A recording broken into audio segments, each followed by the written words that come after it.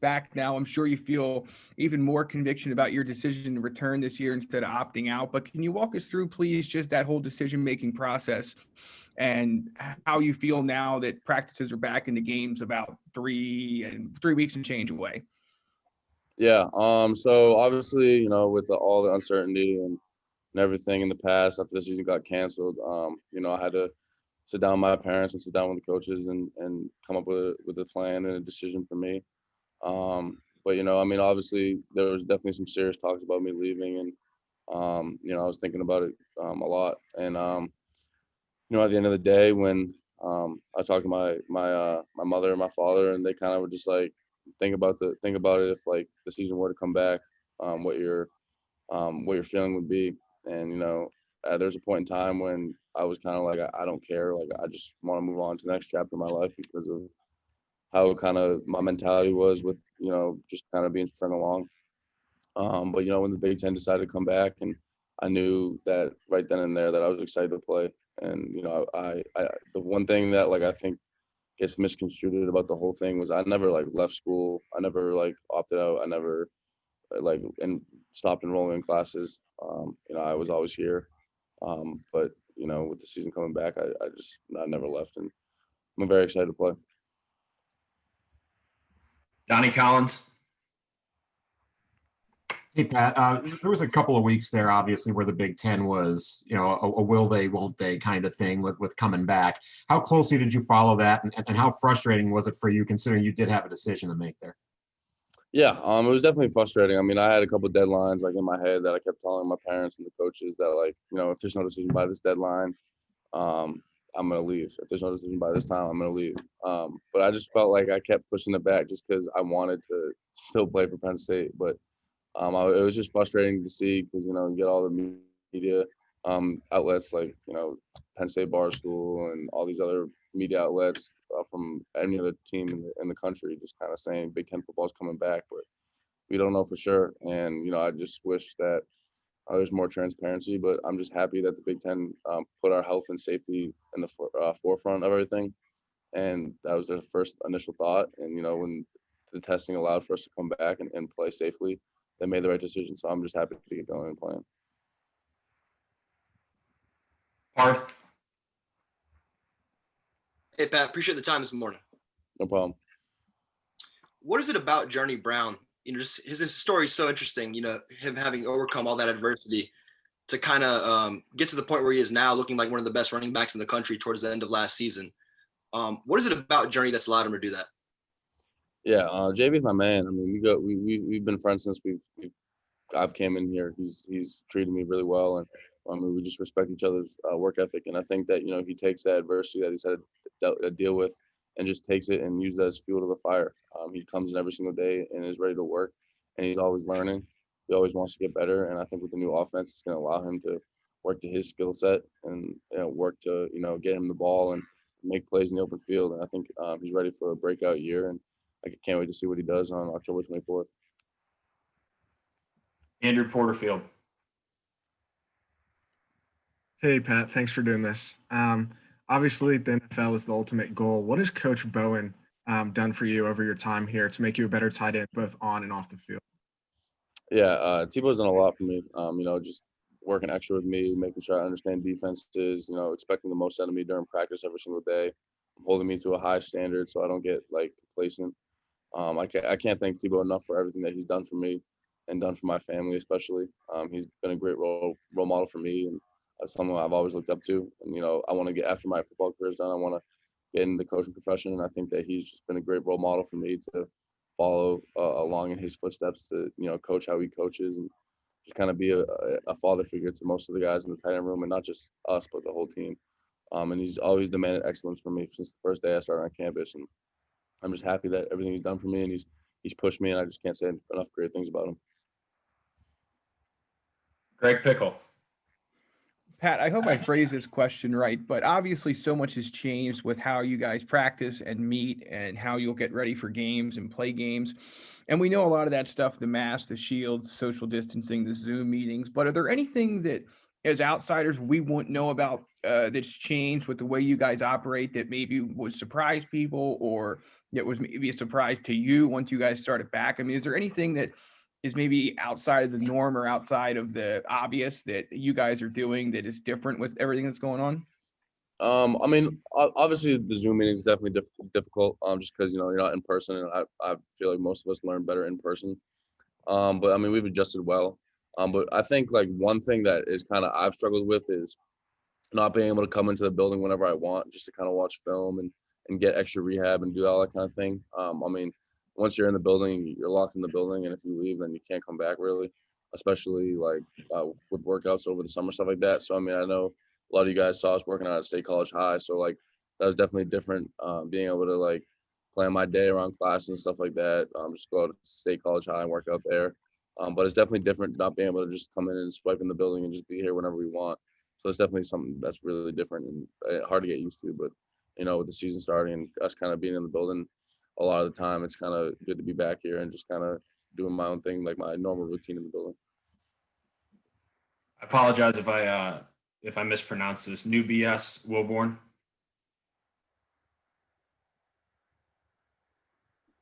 It's new bias. Thank you.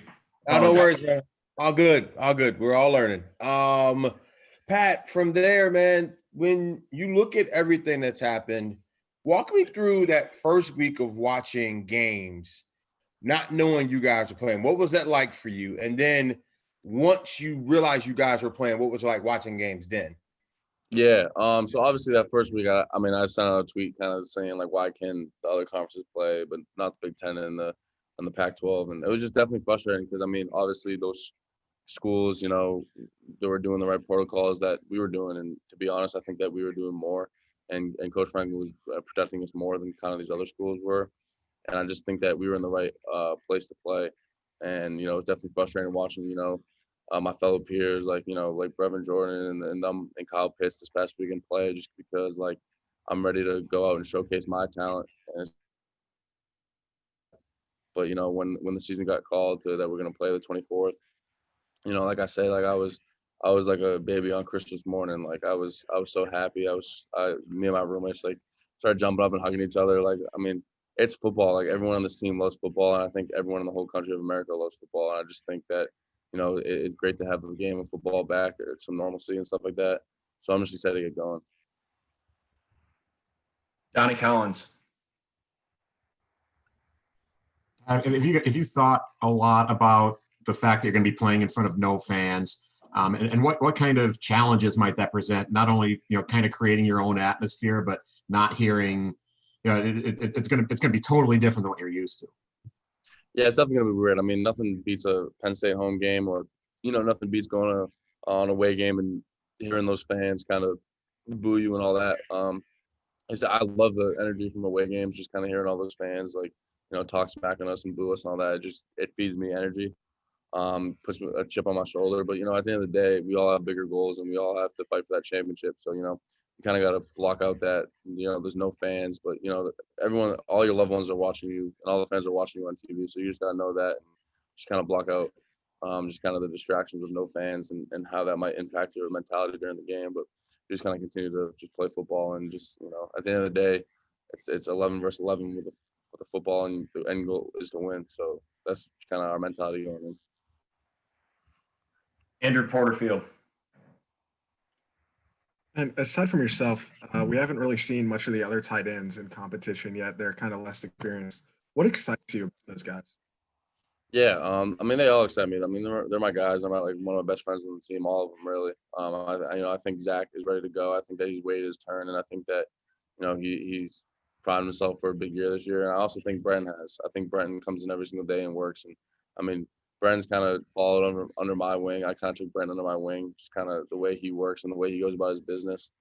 And I'm just really excited to see Brenton get going this year because he's been waiting his turn, and he's primed for a big year. And I think that he's going to come out and ball. And with the kind of offense we're running right now, he's going to get his opportunities.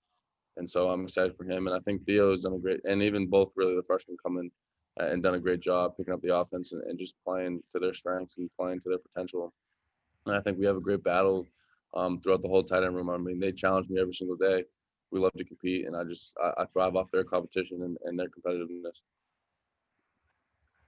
Parth. I've got a follow up to my previous journey question, if you don't mind. I know when you first got to campus in 2018, that's kind of when Journey's grandmother had passed away, that October. How do you think losing her kind of changed him, either for better or for worse? I know obviously a lot of what he does on the field now is for her. So. Yeah, I mean, obviously, when you lose a loved one, I mean, obviously that's great motivation. I think that Journey has taken that and, has ran with it. And I think that he every single day he wakes up and he honors her in some time of way. I mean, I know you see the thing he runs around his neck with that for Nana. I think that and that's true. I think everything he does, is for him, for her, and I just think that he honors her in a great way. I mean, obviously, I just lost my grandfather too, and he was my best friend, kind of like Journey and his grandmother. And I think that whenever you lose a loved one, I think you just kind of just try and honor them in every single way possible, because knowing that they're looking down on you, and just trying to make them proud. Mark Wovenrich.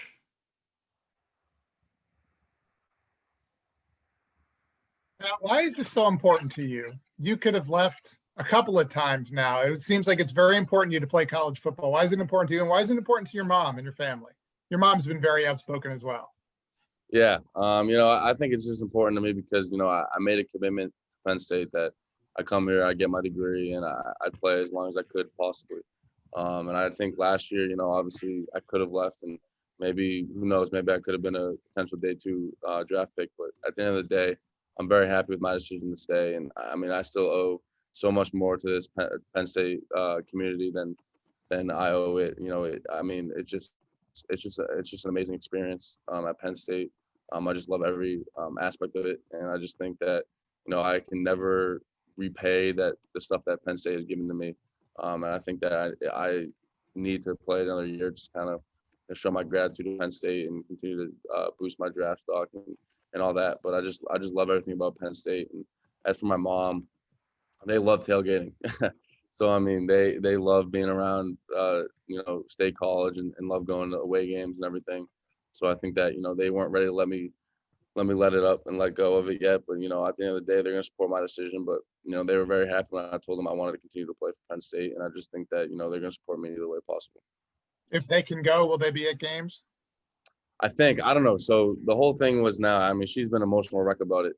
So I think with Massachusetts, I think that you can't travel to like most of the states, and then if you do, you have to come back and quarantine for 14 days or to get your test results, something like that. So they teach, so they can't miss class really, because they're in person. So like if they came to Pennsylvania and they came back to Massachusetts, they have to quarantine 14 days or get tested. So they're trying to figure out like rapid tests and all that kind of thing. But if they can, then I think they'll try and make it work. They'll do anything possible. Ryan Parsons. Hey Pat, so obviously you never like officially opted out, but how did the moment on the Big Ten Network when like you said that you were going to play, like how did that moment come about? Yeah, so obviously Coach Franklin and I were talking about it, like conversations, like I said, and kind of he called me and was like, "Hey, I'm about to go on the Big Ten Network. Are you in the building?" And I was actually in here doing my maintenance work. I was like, "Yeah," and he's like, "Come on up and just come on the screen when I tell you to, and just kind of just say you're playing and shoot all the noise out of your opting out to rest." So I mean, it was a great idea, and it was an awesome experience. John Pasternak. Hey, thanks, Ryan. Hey, just following up on that about James, Pat, what stands out to you the most about playing in James's program, and what distinguishes him from other coaches who were good or great? Yeah, I think Coach Franklin does a great job just kind of in his program of being a leader. I think that he gives everyone answers that, sometimes you don't like or sometimes you don't really like to hear. But I think that he does a great job just kind of, demanding excellence and demanding perfection. And at the end of the day, he's always going to love you. And I think that's what you want for as a head coach and a guy who is such at a prominent university and who loves their football, just to kind of lead the whole community, really. I mean, he's kind of the face of the whole Penn State community. And I think that he does it in a really great way. And I think that at the end of the day, if you're a recruit, I just don't get why you wouldn't come to Penn State, especially if you're from around this area, because, I mean, it has everything a recruit wants or what a college student needs or wants or whatever. And I think that at the end of the day, he's gonna love you. Elton Hayes. Thanks, Ryan. Hey, Pat, how are you doing this morning? Good. How are you? Good, man. Good.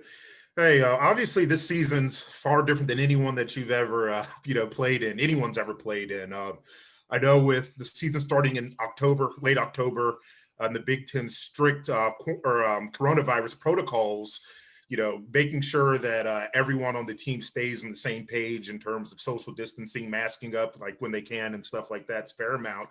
What are ways that you've kind of seen, your teammates and coaching staff kind of policing each other and holding them to that task? Yeah, I mean, obviously, when you're in the building, you have to wear a mask, and when you're out to practice, you have to wear like a mask type face shield type thing. So I mean, we take all the right protocols around the building, and obviously in our meetings and stuff, we stay socially distant, and we're on Zoom and all that kind of thing. But I think that it's not really when you're in the building that you're kind of not safe. It's when you leave. So I mean, I think that we've had great rules and great, team awareness about when we're outside of the building, what we need to do to stay safe and who we're interacting with. And I mean, as a team and as a leadership council, we came up with rules that we need to follow. And if not, then there's obviously consequences for that. But I think that, everyone on the team is, following those rules and staying safe. Because I mean, at the end of the day, we just want to play football. Joe Giuliano.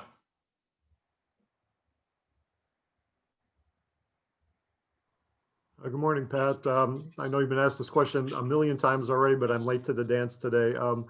What was the process of you deciding to stay, and where did the rumors come from about you maybe going, and did you consider going? Yeah, I mean, yeah, obviously I considered going. Obviously there's days where I was like, I'm leaving. There's days that I was like, I can't leave just yet. I want to wait it out. Obviously there was communication between the coaches, me, my parents, and everyone who was involved with my support system, just kind of weighing out the pros and the cons and everything, and and obviously, I mean, I just wanted to stay as long as I could, just kind of see if I could play again for Penn State, and I got that chance, so I'm gonna take it and run with it. And as far as the rumor, I have no idea how that started.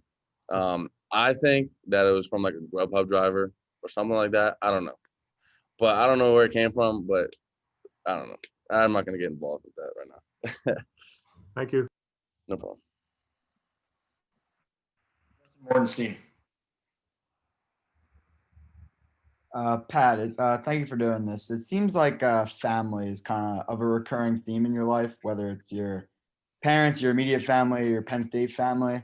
How important is, that aspect of your life, and does it keep you grounded? Yeah, I mean, family is my biggest thing that I think that I hold close to my heart.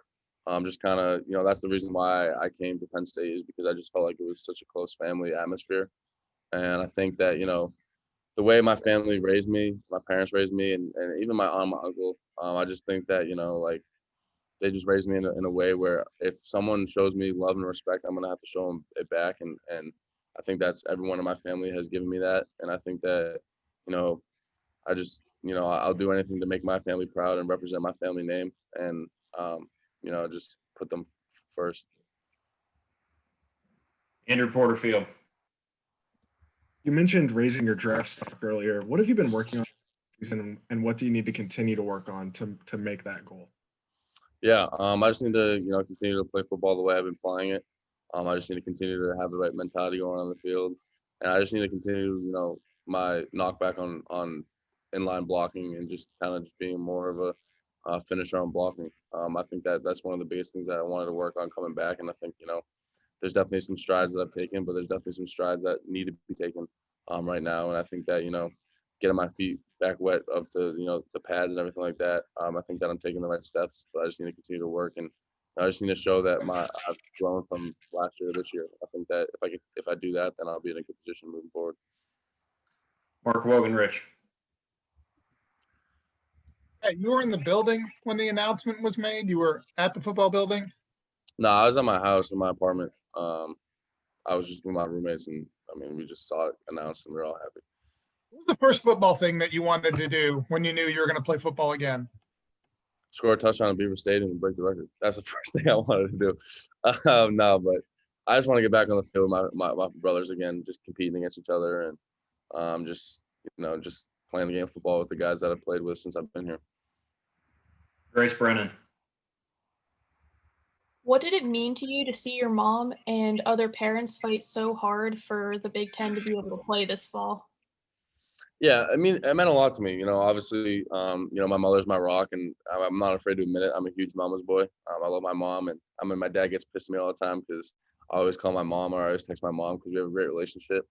But I'm just so appreciative of what she's done, and she has put her name out there. But my dad also helped her out a lot too. So it's both my parents. My dad's just not a big social media guy. So, I mean, I'm really appreciative of them too and how hard they fought for, me being able to play Penn State again and really not just me, but my whole team and the whole Big Ten Conference. I think I'm very appreciative, the Ohio State parents, the Michigan parents, the, Nebraska, whatever, all the other teams in the Big Ten fighting for us to play. And I just think it means a lot that, everyone's parents who fought to play for us, really, really want their sons to be in the best position to help their future. Kenny Schreilinger.